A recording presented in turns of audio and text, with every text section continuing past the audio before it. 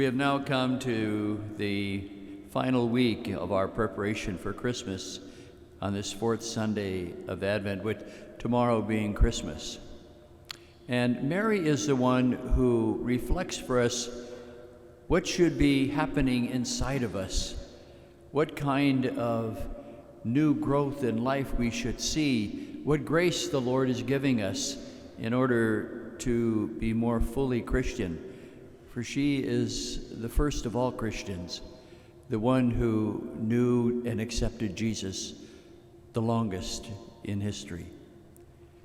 And we see, first of all, that Mary is attentive.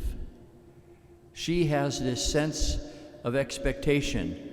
She doesn't seem overly surprised by the message of the angel, by the visit of the angel. There is a sense of expectation about her.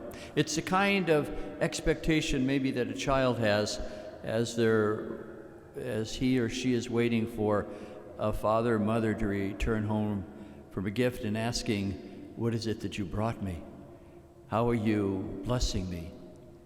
Mary can have this because she is one who we hear is full of grace, a term that Scripture scholars tell us means, "I have loved you a very long time."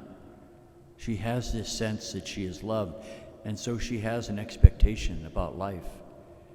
That can be so different from the way that we live our lives, thinking as though they're this one dull day after another.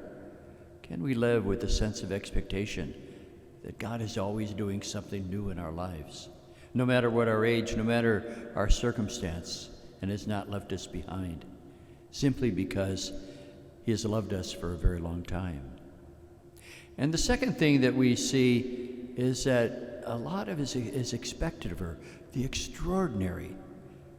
To be a mother, not having known or had relations with a man. Also, she's the betrothed of Joseph. How can all of this happen? It'd be very easy for her to present obstacles, to make excuses, to beg off and say, "No, this is too much for me."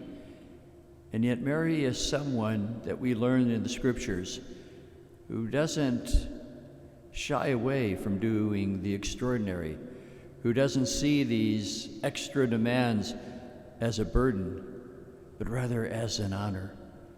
"All generations will call me blessed," she says in the Magnificat. So too, when people make demands on us, when we seem to be stretched because we have so much going on and yet someone else is in need, our first inclination may be to beg off, to say it's too much. I think of people family members where maybe an aging parent needs more assistance and they pitch in to help, or a spouse who in some way must sacrifice themselves in order to care for their partner in life, or parents who have a sick child. So much is expected, and yet down deep they see that work not so much as a burden, but as an opportunity to love more, as an honor, as Mary did. And so too for us. People make demands on us.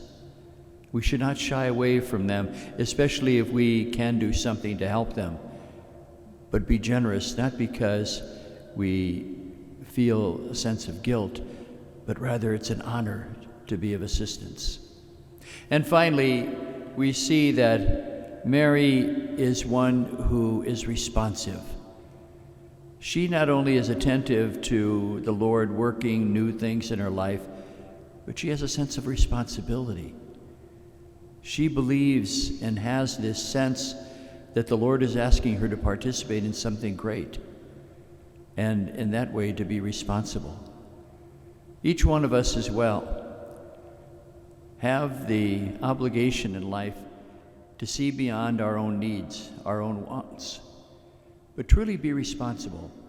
Responsible for our environment as we see global warming, about what we can do to make sure that our whole created reality is not damaged further.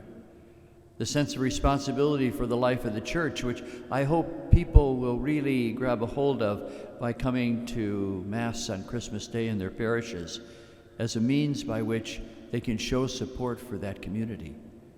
Or the responsibility as well that we have for a peaceful and good society, for peace in the world. It is true, we can't do everything, but each one of us can do something. We can all be responsible. Mary's responsible, we see right after this scene, for her first act is to go to Elizabeth, her relative, who's also expecting. So today, let us see Mary as the one who gives us an example of how we are to live our Christian life, to be those people who are attentive to how God is always doing something new, not to shy away from the extraordinary that we are asked to do in life, but see it as an honor, but also to have a sense of responsibility. Responsibility for creation, responsibility for peace in our world, responsibility for peace in our city, for our families, and realize that when we act that way, we're going to then be open to receiving the Lord this Christmas day, because we'll be just like the first one who welcomed him into the world, his dear mother.